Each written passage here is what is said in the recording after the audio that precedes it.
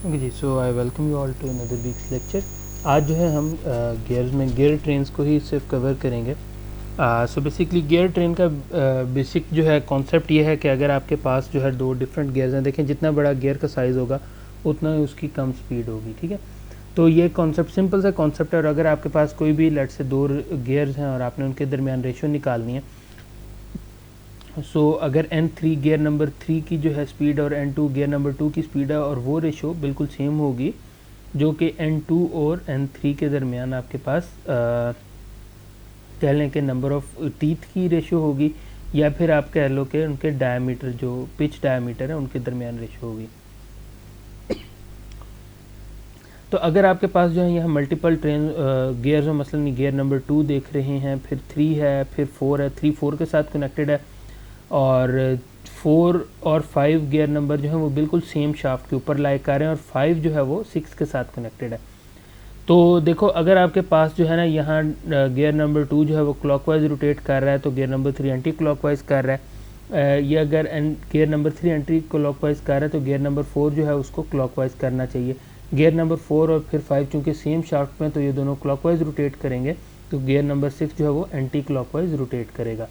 अच्छा जी, तो ये सारी चीज़ें हमने डिस्कस कर ली। उसके बाद जो है हम बात कर लेते हैं, अगर हमने रेशो फाइंड आउट करनी होगी तो यानी कि गियर वेलोसिटी रेशो अगर निकालनी हो, सो फाइनल यानी कि जो हमारे पास ड्रिवन गियर है डिवाइडेड बाय ड्राइवर गियर जो कि N2 है, इनके दरमियान जो रेशियो है, अब इसमें बेसिकली डैट वुड बी, इसमें तमाम वो गियर्स आ जाएंगे नंबर ऑफ ऑल जो कि आपके पास कह लें कि ड्राइविंग टूथ गियर्स हैं, और फिर डिवाइड करेंगे ड्रिवन से। तो देखो सबसे पहले नंबर 2 जो है वो ड्राइविंग है, N2 आ गया।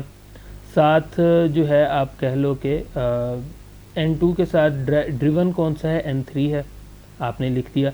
अब यहाँ जो है N3 जो है वो आपको पता है N4 को जो है वो प्रोवाइड कर रहा है टॉर्क, सो N3 ओवर N4 हो जाएगा। अब देखो N4 डायरेक्ट किसी के साथ कांटेक्ट नहीं है, बट N5 है और वो N6 को कांटेक्ट कर रहा है, सो यहाँ आपके पास N5 आ जाएगा और यहाँ आ जाएगा गियर नंबर 6 के number of teeth. So basically ये जो तमाम रेशो है ये N की, basically that is denoted by E which is product of driving tooth numbers divide करेंगे इसको product of driven tooth number, जो कि हमने यहाँ किया। उसके बाद जो है बात आ जाती है कंपाउंड गियर ट्रेन की। कंपाउंड गियर ट्रेन का मतलब ये है कि अगर आपके पास जो है आपने गियर रिडक्शन बहुत ज़्यादा करनी है, फ़र्ज़ करें, ठीक है, तो जो है नॉर्मली जो सिंगल आपके पास गियर ट्रेन होती है, ठीक है, वो नॉर्मली रिडक्शन कर देगी 10 to 1 पे। यानी कि अगर फ़र्ज़ करें कि आपके पास जो है अगर 10 RPM आ रहा है और आपने रिड्यूस करना है 1 RPM तक, तो आप उसको यूज़ कर लोगे।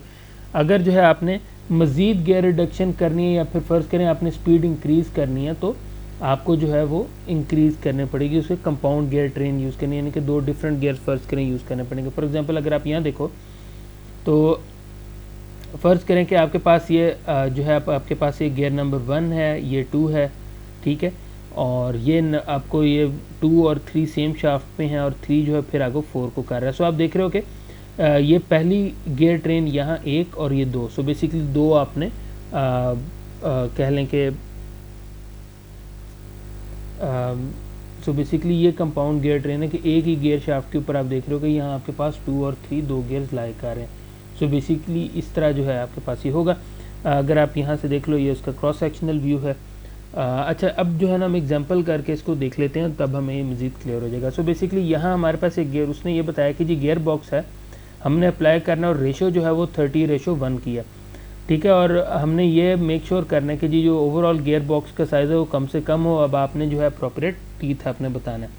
सो नॉर्मली जो है आपके पास जो देखो जो हमारे पास होता है ना ये कंपाउंड गियर ट्रेन, ठीक है, ये आपके पास जो है ना this is called 2 stage compound gear train. क्यों?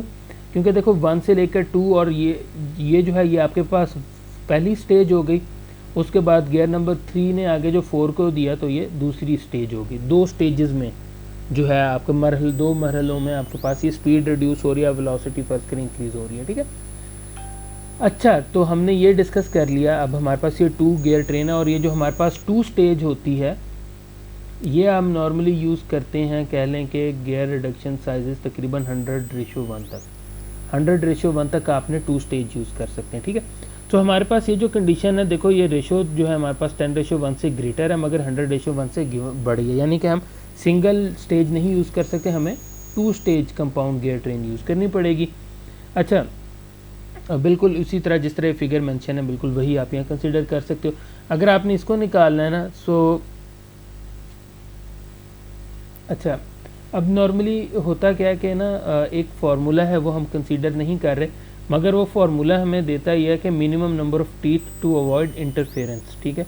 यानी कि देखो फ़र्ज़ करो कि अगर आपके पास बहुत ज़्यादा नंबर ऑफ़ टीथ हो जाएंगे ना, तो जो हमारे पास लॉ ऑफ गियरिंग हमने लास्ट लेक्चर में कवर किया था, तो वो उसमें जो है कह लें कि वो उसको जो है सही तरह फॉलो नहीं कर रहा होगा, बल्कि गियर में बहुत ज़्यादा इंटरफेरेंस आ रही होगी, ठीक है, तो वो टॉर्क ट्रांसमिट नहीं करेगा। सो बेसिकली एक इक्वेशन से वो नंबर आपको मिल जाता है, फ़र्ज़ करें वो 16 हमारे पास आया।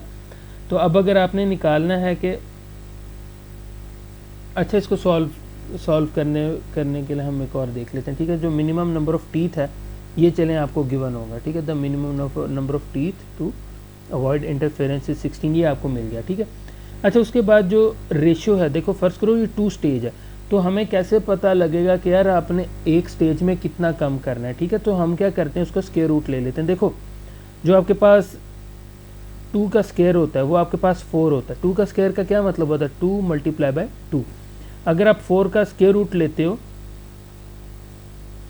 तो वो आपके पास क्या आता है, 2। बिल्कुल इसी तरह चूंकि रेशो हमारे पास यहाँ 30:1 है, तो हम क्या करेंगे कि स्क्वायर रूट लेंगे 30 का। वो स्क्वायर रूट ऑफ 30 जो है आपके पास आता है 5.4772।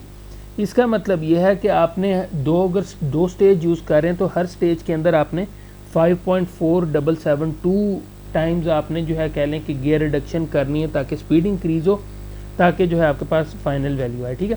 सो देखो यहाँ आपके 16 multiply by square root of 30 किया, विच इज़ 87.64, राउंड ऑफ करके 88 बन जाता है।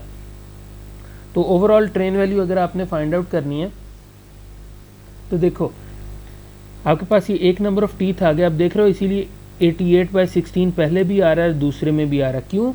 क्योंकि वो बेसिकली कहना ये चाह रहा है कि फ़र्ज़ करो ये जो छोटा 11 आपने अगर ये 16 रखा है, और तो उसके रेशो से आपको इसको 88 रखना पड़ेगा। अगर ये जो है फ़र्ज़ करें ये 16 होते हैं तो ये आपके पास लाजमी होता है 88, ये इस रेशो से दोनों इंक्रीज़ होंगे। लाजमी बात है अगर ये 88 है तो ये 16 तो नहीं होंगे, मगर कहने का मकसद ये है कि इन दोनों के रेशो इनकी अलहदा चलेगी, जो ये दोनों हैं इनकी रेशो अलहदा वो चल रही होगी। तो इस तरह से जो है जब हम इसको सॉल्व करते हैं तो आपके पास ये ई जो है वो 30.25 आता है, ठीक है। अच्छा, तो एक तो इसका ये हल था, ठीक है, यानी कि एक तो हम इसको जो है ना यहाँ से ऐसे सॉल्व कर सकते हैं।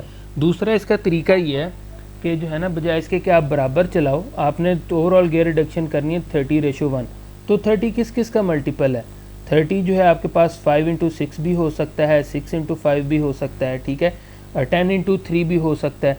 मगर हम क्या करते हैं, हम फ़र्ज़ करो हम 6×5 लेके चलते हैं कि जो पहली स्टेज है उसके अंदर हम जो गियर रिडक्शन है वो 6 टाइम्स कर देंगे, और सेकंड के अंदर हम 5 कर देंगे, तो हमारे पास बन जाएगा 30, क्योंकि पहली स्टेज जो है उसमें ज़रा ज़्यादा आपको काम करना है। अच्छा, तो E= 30 या फिर वो 6/5 रखा, तो आपको पता है जो पहली हमारे पास गियर रेशो है वो N2/N3 बनती है, ठीक है, और जो सेकंड हमारे पास रेशो है वो हमारे पास जो है वो N4/N5 बनती है, ठीक है। बेसिकली जो हमने यहाँ गियर नंबर 1 2 3 4 दिया हुआ है, आप उसके नंबरिंग चेंज कर दो, उसने बेसिकली इसको ऐसे लेके किया 2 3, और यह उसने 4 किया हुआ है, और इसको उसने 5 किया हुआ है। नॉर्मली शाफ्ट को हम वो 1 कर देते होते हैं।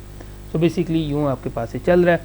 तो अगर आपके पास ये 4 आपके पास हैं, और आपको पता है कि मिनिमम नंबर ऑफ़ टीथ जो है टू अवॉइड इंटरफेरेंस जो है for pressure angle of 20 degree वो 16 आएगा, ठीक है। तो यानी कि कह लें कि एक ये हमारे पास जो है शोर शॉर्ट कह लें कि एक ये नंबर है, ठीक है जी, प्रेशर एंगल 20 के लिए। अच्छा, अब जो है अगर हम बात कर लेते हैं, ठीक है, हमारे पास ये 16 आ गया। इसका मतलब है कि अगर हम N2 को 16 रखते हैं तो हमारे पास जो N3 है वो 6×16 बन जाएगा, ठीक है, जिस तरह आप यहाँ देख रहे हो 96 आ गया। इसी तरह N4 देखो तो वो 5×N5 यानी कि 5×16 बनेगा। क्यों? क्योंकि हमने जो है यहाँ एक जो है टीथ हमने कम रखना है ना, तो बेसिकली कुछ इस तरह से होगा। सो हमारे पास यहाँ देखो अगर ये रेशो है तो हमारे पास N480 आ जाएगा। अगर आप फिगर में भी देखो तो ये टीथ हमारे पास थोड़े हैं, ये टीथ जो है वो N5 ये ज़्यादा है, ठीक है। तो हमारे पास यहाँ से N5 भी आ जाएगा जो कि हमारे पास 80 बनता है। तो यहाँ से आप देख रहे हो कि आपके पास ओवरऑल ट्रेन वैल्यू दोबारा 30 आ जाती है। तो ये इस तरह से होता है, ठीक है। उसके बाद है compound reverted gear train. Compound reverted gear train का मतलब यह है कि यार आपने जो है यहाँ से मसलन गियर नंबर 2 और 3 जो है, यानी कि जहाँ आप जहाँ आपने यहाँ से स्टार्ट किया है बेसिकली आपको उसी पॉइंट पे आना है और स्पीड आपने कह लें कि जो है ना स्पीड इंक्रीज़ करके। फॉर एग्जांपल देखें गियर नंबर 2 जो है वो गियर नंबर 3 को पावर दे रहा है, 3 और 4 सेम शाफ्ट में और 4 फिर आगे कनेक्ट कर रहा है 5 के साथ। तो बेसिकली इसको बोलते हैं कंपाउंड रिवर्टेड गियर ट्रेन। अगर आप यहाँ क्रॉस सेक्शन में देखो तो 5 जो स्टार्टिंग है वो भी यहाँ लाई कर रहा है, जो फिनिश है वो भी यहाँ लाई कर रहा है, ठीक है। So basically this is called compound reverted gear train. अगर हमने इनकी यहाँ रेशो फाइंड आउट करनी है तो इनके फार्मूलाज थोड़े से जो है वो डिफरेंट भी होंगे। बेसिकली एक जो इनका मेन फार्मूला है वो ये है कि जो इस साइड पे आपके पास हैं, ठीक है, N2 और N3 that would be equal to N4 और N5, इनके नंबर ऑफ टीथ दोनों साइड्स पे इक्वल होंगे, ठीक है। और डायमीटर पिच जो है उसको भी हम यहाँ यूटिलाइज कर रहे हैं समवट, ठीक है, इस फार्मूला में। तो इसकी भी एग्जांपल देख लेते हैं। अब वही एग्जांपल है, ठीक है, फ़र्ज़ करें कि हमने जो है गियर रिडक्शन इस केस में अब 30:1 की लेके आनी है, ठीक है। और वो कह रहा है कि हमें जो है ना आपने करना है, उसने हमें 3 इक्वेशंस दे दी हैं। उसने हमें कहा है कि जी N2 और N3 के दरमियान जो आपके पास रेशो है, ठीक है, गियर रेशो वो आपके पास है 6, यानी कि 2 और 3 के दरमियान। इसी तरह N4 और N5 के दरमियान जो रेशो है वो आपके पास है 5 की। और ये हमें तीसरी इक्वेशन हम लोगों ने यहाँ से देखी तो हमारे पास ये 3 इक्वेशन मौजूद हैं। बिल्कुल याद हो कि minimum number of teeth to avoid interference जो है वो हमारे पास N3 हम वो 16 रखेंगे, ठीक है। क्योंकि बेसिकली देखो हमारा पर्पज़ ये है कि हमने इंक्रीज़ इन स्पीड करनी है while minimizing overall gear box. अगर इंक्रीज इन स्पीड है तो इसका मतलब है कि जो नीचे वाला गियर होगा, जो फाइनल ड्रिवन गियर होगा, उसका साइज़ हमेशा हमने कम रखना है, क्योंकि अगर गियर का साइज़ कम है उसकी स्पीड ज़्यादा है, ठीक है। तो इसकी वजह से अगर हम यहाँ इक्वेशन को यूटिलाइज़ करते हैं, ठीक है, और N3 को हम पहले एज्यूम कर देते हैं कि जी वो अगर फ़र्ज़ करें हमारे पास 16 हैं, ठीक है, तो हमारे पास N2 की वैल्यू आ जाती है 96। इसी तरह ये इक्वेशन है, ठीक है, इसमें N2 + N3 यानी कि ओवरऑल 112 बन जाता है। और यहाँ N4 और N5 की भी रेशो गिवन है, तो हम यहाँ से इवेंचुअली कह लें कि N5 भी निकाल सकते हैं और फिर हम N4 भी निकाल सकते हैं। जो इसमें इस सारे में इशू क्या आ रहा है कि ये देखो ये 18.67 आ रहा है। अब कोई भी टीथ जो है वो 18.67 नहीं होता, लाजिम था वो कोई ना कोई नंबर आपके पास आएगा। तो इसका हल दूसरा क्या हो सकता है? इसका दूसरा हल ये हो सकता है कि हम बजाय इसके कि पहले इसको देखो, हमें ये पता लगा कि हमें ना minimum number of teeth N3 के जो है ना वो 16 या 16 से ज़्यादा रखने हैं, ठीक है। हम एक और काम करते हैं, हम कहते हैं कि एज्यूम कर लेते हैं अभी कि N3 जो है ना वो हमारे पास है 1, ठीक है। अगर N3 हम 1 लेते हैं तो इस इक्वेशन से हमारे पास जो N2 है, ठीक है, N2/N3 वो आपके पास था 6। इसका मतलब है कि आपके पास जो N2 है वो भी आपके पास हो जाएगा 6। अगर ये हमारे पास 6 है, 6 + 1 7 हो गया, ठीक है। सो इसका मतलब है N2 + N3 = N4 + N5, यानी कि हम यहाँ लिख सकते हैं कि 7 = N4 + N5। अब दूसरी इक्वेशन देखो, N4/N5 = 5 है, ठीक है। तो इसका मतलब है कि N4 = 5N5, यानी कि मैं यहाँ लिख भी देता हूँ N4 = 5N5। सो मैं यहाँ लिख सकता हूँ कि 7 = 5N5 + N5। तो मेरे पास जो फाइनल इक्वेशन बनती है N5 की वो मेरे पास बनती है तकरीबन 7/6, ठीक है। तो इसका मतलब हमें ये समझ आ गया कि हमने जब नंबर रखना है तो हम कुछ इस तरह से रख सकते हैं कि N5 का नंबर कुछ ऐसा रखें, 6 का मल्टीपल रखें, ताकि हमारे पास एक होल नंबर आ जाए, ठीक है। फ़र्ज़ करें जो है देखो बिल्कुल इसी तरह हम यहाँ कर रहे हैं। और तो यहाँ जो है कह लें कि अगर फ़र्ज़ करें कि हम अगर N3 का नंबर जो है ना वो 18 रख देते हैं, 18 रख देते हैं, ठीक है। यानी कि देखो यहाँ वही लाइन लिखी हुई है कि the free choice of smallest N3 should be selected as a multiple of 6। Multiple of 6 होगा तो इवेंचुअली ये 6 जो है वो कैंसिल आउट हो जाएगा, मगर हमने N3 से स्टार्ट करना है। N3 को हम कहते हैं कि जी हम 16 की जगह 18 रख रहे हैं। अगर उसको हम 18 रखते हैं तो N2 हमारे पास 108 बन जाएगा। इसी हिसाब से N5 जो है वो 21 आ जाएगा और N4 जो है वो 105 आ जाएगा। तो ये चारों वैल्यूज़ हमारे पास बिल्कुल सही हैं और ये हमारा क्वेश्चन यहाँ सॉल्व हो जाता है, ठीक है। अगर आपने इसको वेरीफाई करना है तो आप इस तरह से वेरीफाई भी कर सकते हो। ओवरऑल ट्रेन वैल्यू निकालने से 108/18 और ये 105/21, सो आपके पास ये 30 ही बनेगा, ठीक है। So overall number of teeth भी दोनों साइड पे इक्वल है, 126 और 126। अच्छा, अब जो है ये हमने कर लिया। उसके बाद जो आखिरी टॉपिक है वो हमारे पास है प्लानिटरी गियर ट्रेन का। प्लानिटरी गियर ट्रेन जो है बेसिकली हमारे पास ये कई जगहों पे यूटिलाइज होती है। इसमें बेसिकली आपके इसको हम एपिसाइक्लिक गियर ट्रेन भी बोलते हैं। इसमें होता क्या है कि जो आउटर रिंग है, जो आउटर गियर है वो कांस्टेंट रहेगा और जो बाकी हैं वो उसके जो है अराउंड मूव कर सकते हैं, या ये भी हो सकता है कि आप वो इनर रिंग भी मूव करा रहे हो मगर आपको कोई ना कोई फिर इंटरनल गियर जो है आपको कांस्टेंट रखना पड़ेगा जिसके अराउंड फिर तमाम रिलेटिव मोशन कर रहे हो। सो प्लानिटरी या फिर epicyclic gear train allows basically some of the gears to move relative to other axis. Sun gear जो है कह लें कि that has a fix centre axis, ठीक है। सन गियर बिल्कुल सेंटर में, gear number 2। Planet gear has moving centre axis. देखो जैसे बिल्कुल जिस तरह हमारे पास जो है सूरज के गिर्द तमाम सैयारे घूम रहे हैं, बिल्कुल उसी तरह हमारे पास ये प्लैनेट गियर इसको हम कहते हैं, जो गियर नंबर 4 है। जो गियर नंबर 3 जो 3 से डिनोट हो रहा है वो बेसिकली आर्म है जो कि आपका को इन कॉन्टेक्ट आपको रखे हुए है प्लैनेट को सन के साथ, और इसका जो है कह लें कि बेसिकली ये ट्रांसफ़र कर रहा है आपके रिलेटिव मूवमेंट, ठीक है, वहाँ। और उसके बाद जो है आपके पास इसका फ़ायदा एक ये भी है कि आप इसमें जो है 2 डिग्रीज ऑफ फ्रीडम है, यानी कि या तो आप इसको इनपुट दे दें सन गियर से, या जो है आपको बाहर जो रिंग गियर नज़र आ रहा है आपको, आप इसे वहाँ से भी इनपुट दे सकते हो। अच्छा, अगर जो है हमने इसकी फाइंड आउट करनी हो ना, overall train value find out करनी हो, तो ओवरऑल ट्रेन वैल्यू इसमें आएगी NL minus NA divided by NF minus NA। NL जो है वो हमारे पास लास्ट गियर है प्लानिटरी गियर ट्रेन का, ठीक है, जो कि हमारे केस में वो गियर नंबर 5 बन रहा है अभी। और NF जो है वो हमारे पास फर्स्ट गियर है प्लानिटरी गियर ट्रेन का, वो जो है हमने N2 लिया हुआ है। और NA जो है वो हमारे पास कह लें कि वो आर्म की स्पीड है कि हमारे पास जो आर्म है वो किस रिवोल्यूशन से मूव कर रहा है, क्योंकि जिस स्पीड से वो मूव कर रहा होगा वो अपने साथ जो हमारे पास प्लैनेट गियर है उसको भी बिल्कुल उसी स्पीड से ही वो मूव करा रहा होगा। अच्छा, तो ये हमने डिस्कस कर लिया, ठीक है। अब ये डिफरेंट कॉन्फ़िगरेशन हो सकती है, जिस तरह आप राइट साइड पे देख रहे हो कि आपके पास जो है यहाँ प्लैनेट है, फिर दूसरा गियर है, ठीक है। सो बेसिकली दोनों कॉन्फ़िगरेशन और दोनों एक तरह से ही एज्यूम करें कि वो काम कर रही हैं। तो अच्छा, ये जो है हमने डिस्कस कर लिया। अब फ़र्ज़ करें कि हमारे पास एक एग्जांपल है और हमें यह बताया गया है कि हमारे पास जो सन गियर जो है वो बेसिकली इनपुट है और वो जो है ड्राइव कर रहा है आपके पास at clockwise at 100 revolution per minute, ठीक है। और हमने ये कहा है कि जी रिंग गियर जो है ना उसको हम स्टेशनरी कर रहे हैं और वो हमने फ्रेम के साथ लगा दिया। तो अब हमने मेजर करना है कि हमारे पास जो गियर नंबर 4 है वो किस स्पीड से रोटेट कर रहा है और उसकी जो है कह लें कि रेवोल्यूशन पर मिनट उसकी स्पीड कितनी है। तो इसको अभी हम देख लेते हैं। अच्छा, अब इसमें एक चीज़ है कि हमने मेक श्योर करना है कि या फिर आप पे है कि आपने गियर को जो है आपने क्लॉकवाइज आपने पॉजिटिव लेना है या काउंटर क्लॉकवाइज या एंटी क्लॉकवाइज पॉजिटिव लेना है। तो हम यहाँ जो है कह लें कि एंटी क्लॉकवाइज को नॉर्मली हम पॉजिटिव लेते हैं, तो हम बिल्कुल उसी तरह लेके चलेंगे। तो चूँकि हमारे पास यहाँ N2 जो है वो क्लॉकवाइज था, ठीक है, सो इस वजह से यहाँ हम -100 इसे कर देते हैं, -100 रेवोल्यूशन पर मिनट, ठीक है। सो क्यों है, क्योंकि ये बेसिकली क्लॉकवाइज आपके पास चल रहा है और हम कह देते हैं कि ये जो एंटी क्लॉकवाइज हमने इसको पॉजिटिव लेना है। और लाजमी बात है, देखो उसने हमें ये भी कहा हुआ है कि जो आउटर रिंग है वो फासन टू द फ्रेम है, इसका मतलब है कि N5 जो है वो 0 हो गया या NL हमारे पास 0 है।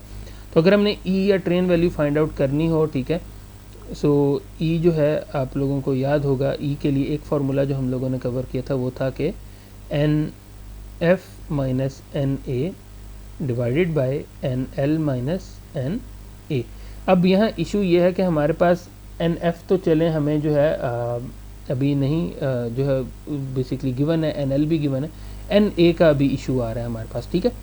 तो अगर तो है हमें किसी तरह ट्रेन वैल्यू किसी और तरीके से पता लग जाए तो हम वो निकाल सकते हैं। अब देखो अगर हम इसमें वही फार्मूला दोबारा लेके आए, देखो कौन कौन से ड्राइवर गियर हैं, कौन से जो है हमारे पास ड्रिवन गियर हैं। N2 जो है किसको ड्राइव कर रहा है, N3 को नहीं कर रहा क्योंकि N3 गियर नहीं, N3 सिर्फ आर्म है।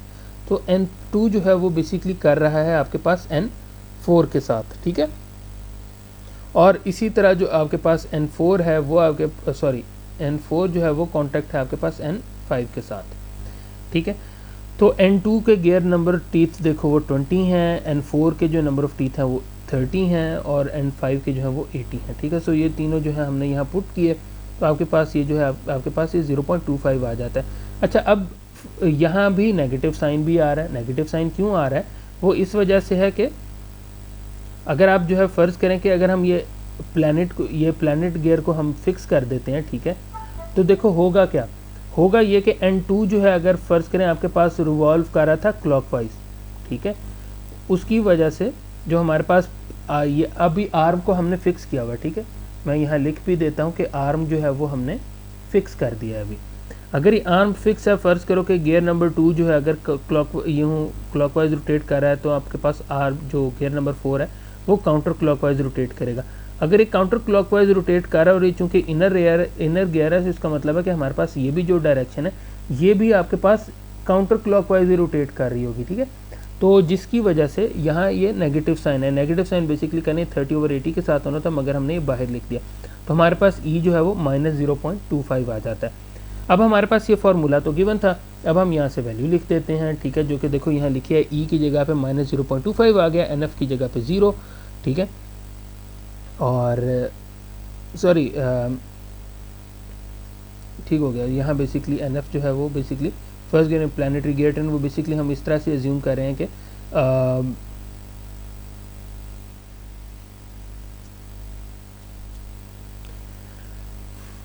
बेसिकली जो है यहाँ थोड़ा सा कह लें कि हम इसे यहाँ से लेके चलेंगे, सॉरी थोड़ा सा मैं कंफ्यूज करूँ, बेसिकली हम यहाँ से इसको लेके चलेंगे, पहले जो आउटर गियर है उसको हम कंसिडर कर रहे हैं, ठीक है। क्योंकि हमने यहाँ गियर ट्रेन जो हमने गियर रेशो भी बनाई थी वो हमने ड्राइवर ओवर ड्रिवन की हमने कुछ इस तरह से ये बनाई हुई है, ठीक है। या तो अगर हम इस गियर रेशो को उल्टा कर दें तो हम यहाँ से इनको हम NF और NL को आपस में रिप्लेस कर सकते थे, बट चूँकि हमने जो है गियर रेशो हमने ड्राइवर ओवर ड्रिवन हम बेसिकली लेके चल रहे हैं, सो ये जो N है ये हमेशा ऑपोजिट होगी। अगर आप लोगों को याद होगा, मैं आप लोगों को ये दिखा भी देता हूँ कि क्यों ऐसे हो रहा है। अगर आप लोगों को यहाँ ये फार्मूला याद होगा, देख रहे हो कि N3/N2 = N2/N3, सो ये दोनों एक दूसरे के ऊपर नीचे बनने, सो इस चीज़ का आप लोगों ने ख्याल रखना है, ठीक है। तो अच्छा, तो चलें अब हम जो है दोबारा अपने न्यूमेरिकल की तरफ आते हैं और हम यहाँ मौजूद थे, ठीक है। सो ये 0 - NA हो जाएगा, बेसिकली हमारे पास N5 था और आपके पास ये जो है क्लॉकवाइज मूव कर रहा था, सो ये हमारे पास N2 था। तो इसका मतलब है कि ये वैल्यू भी -20 रेवोल्यूशन पर मिनट है। इसका मतलब है कि जो स्पीड ऑफ आर्म है that is 20 revolution per minute clockwise. अगर आपने ये फाइंड आउट कर लिया है, ठीक है, सो अब इसमें जो है ना नेक्स्ट हमने जो करना होता है वो बेसिकली ये कि हम रिलेटिव मोशन फाइंड आउट करते हैं कि N4 जो है यानी कि जो गियर नंबर 4 है उसकी आर्म से रिलेटेड कितनी स्पीड है, यानी कि रिलेटिव टू ईच अदर। वो बेसिकली कैसे निकलेगा कि जो है N4 - N3 से, देखो बिल्कुल उसी तरह ही है। अगर आप जो है किसी एक जगह फ़र्ज़ करो आप वॉक कर रहे हो बेसिकली, या फिर आप रनिंग कर रहे हो लेट्स से 5 km/h की स्पीड से फ़र्ज़ किया, ठीक है, और साथ से एक बंदा जो है या गाड़ी गुजरती है 20 km/h की रफ्तार से, सो आप दोनों के दरमियान जो रिलेटिव जो वेलोसिटी है वो होगी 15 km/h, ठीक है। तो बिल्कुल इसी तरह हम यहाँ गियर नंबर 4 और 3 के दरमियान रेशो निकाल लेंगे और गियर नंबर 2 और 3 के दरमियान रेशो निकाल लेंगे, यानी कि आर्म दरमियान में है, सन और आर्म और प्लैनेट और आर्म के दरमियान रेशो निकाल लेंगे। तो अब यहाँ हमारे पास जो है वो होता है N4 - N3 divided by N2 - N3। अगर आपके पास जो है आप लोगों को याद होगा ई की जो ट्रेन वैल्यू होती है, ठीक है, एक तो बेसिकली उसमें होता है कि आपने यहाँ चलें N4 3 आपने कर दिया और यहाँ आपने जो है N2 3 कर दिया। सो बिल्कुल इसी तरह अब आपने जो यहाँ कह लें कि इनकी गियर की रेशो भी आएगी। अब गियर की रेशो उल्टी हो जाएगी, यहाँ टॉप पे N2 - N3 कर दो फ़र्ज़ करो, मगर N3 आपको पता है वो 0 हो जाना है इवेंचुअली, ठीक है, क्योंकि N3 आर्म है, आर्म के तो कोई गियर टीथ होते नहीं। और नीचे अब आपके पास यहाँ नंबर ऑफ़ टीथ 4 के आ जाएंगे, -N3 है, इसको भी ये भी 0 हो जाना, लिखने की ज़रूरत नहीं है, जिस तरह यहाँ देखो नहीं लिखा गया, ठीक है। तो बेसिकली ये फार्मूला है जो कि यहाँ यूटिलाइज हुआ है, N4 और N3 उसको जो है हमने मज़ीद यूँ स्पेसिफाई कर दिया ऐसे। अच्छा, अब जो है जो ये रेशो है N2 जो है हमारे पास गियर नंबर ऑफ़ टीथ वो 20 हैं और जो आपके पास N4 है वो आपके पास जो है वो 30 है, ठीक है। तो हमने यहाँ से ये दोनों वैल्यूज़ भी लिख दी, ठीक है। अच्छा, अब जो है यहाँ एक और चीज़ ये कि आप लोगों को ये भी याद होगा कि n2/n4, ठीक है, हम लोगों ने यहाँ भी देखा था, ठीक है, तो यहाँ से भी हमें मिला था कि इनके दरमियान ये है, ठीक है। अच्छा, अब जो है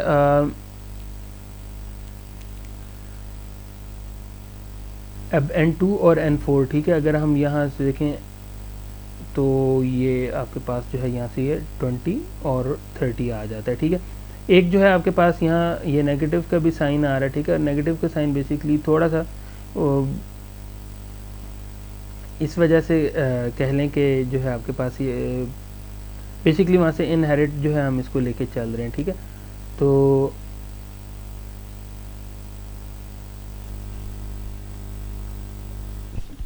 आप इसको ये नेगेटिव साइन थोड़ा सा इस वजह से भी आपके पास ये आ रहा है क्योंकि n2 जो है वो आपके पास अभी क्लॉकवाइज में मूव कर रहा था, ठीक है, तो आपने वो नेगेटिव साइन बेसिकली हम उधर ले गए, तो थोड़ा इस वजह से जो है कह लें कि क्योंकि वहाँ n2 जो है वरना वो -n2 आपको वहाँ करना पड़ता, तो आप दूसरी साइड पर नेगेटिव साइन ले गए हैं, तो -2/3 आपके पास ये रेशो आ गई। अगर आपके पास जो है यहाँ e की वैल्यू ये गिवन है, ठीक है, तो हम जो है यहाँ से ये वैल्यू -2/3 यहाँ पुट करेंगे, ठीक है। n4 की वैल्यू हमारे पास अननोन है, n3 जो है वो हमें गिवन था कि वो -20 है, n2 जो है वो आपके पास पता है वो -100 है, और n3 जो है वो भी -20 है, ठीक है। तो इनको हम सॉल्व करते हैं तो हमारे पास जो n4 है वो तकरीबन +33.33 रेवोल्यूशन पर मिनट आती है, यानी कि काउंटर क्लॉकवाइज मूव कर रहा होगा, ठीक है। तो इस तरह से जो है आपके पास ये सॉल्व हो जाता है। अच्छा, तो सॉरी, इसमें एक चीज़ जो है ना, एक करेक्शन जो है वो मैंने करनी है। बेसिकली यहाँ मैंने आप लोगों को बोला है कि बेसिकली ये n4, 3 और इनकी वजह से ये आपके पास ये नेगेटिव आ रहा है, बेसिकली इसकी वजह से ये नेगेटिव नहीं आ रहा, ठीक है। जो ये नेगेटिव है ये बेसिकली आपके पास ये यहाँ से ही ओरिजिनेट होके आ रहा है, ठीक है, ये -20/30 और 30/80, ठीक है। तो बेसिकली जो है इसने यहाँ एजम्पशन थोड़ी सी ये दी थी कि जी 4 और 5 सेम डायरेक्शन में मूव कर रहे हैं और opposite of sun gear 2 move कर रहे हैं। सो बेसिकली जो है ना, इस वजह से जो गियर 2 वाली जो थी वो उसने नेगेटिव की हुई थी, सो बेसिकली इस वजह से हम यहाँ भी उसको नेगेटिव लेके चल रहे हैं, ठीक है। सो ये बेसिकली जो है कह लें कि उस पर एजम्पशन थी। सो इस तरह से जो है हमारे पास ये आज का ये लेक्चर ख़त्म होता है। थोड़ा सा इसमें साइन को थोड़ा सा देख लीजिएगा। फॉर एग्जांपल यहाँ हमारे पास क्यों रहा है, यहाँ से तो बहुत क्लियर हो जाता है कि बेसिकली आपके पास जो है वो आ रहा है, तो बट इसको जो है थोड़ा सा हम ऑपोजिट लेके हमें चलना पड़ेगा कि अगर दोनों के दरमियान जो है अगर गियर ट्रेन में ओवरऑल रेशियो डिफरेंट है, सो तभी हम इसको यूँ लेके चलते हैं। नॉर्मली जब हम सॉल्व करते हैं, जैसे हमारे पास पिछले न्यूमेरिकल्स हैं उनके अंदर ये साइन कन्वेंशन उस तरह से यूज़ नहीं होती। अच्छा, एक तो ये चीज़ हो गई, ठीक है, और इसके अलावा जो है इसमें 20 रेवोल्यूशन पर मिनट, ठीक है, वो हमने जो है यहाँ से वो नेगेटिव वो आना था वो हमने देख लिया है। और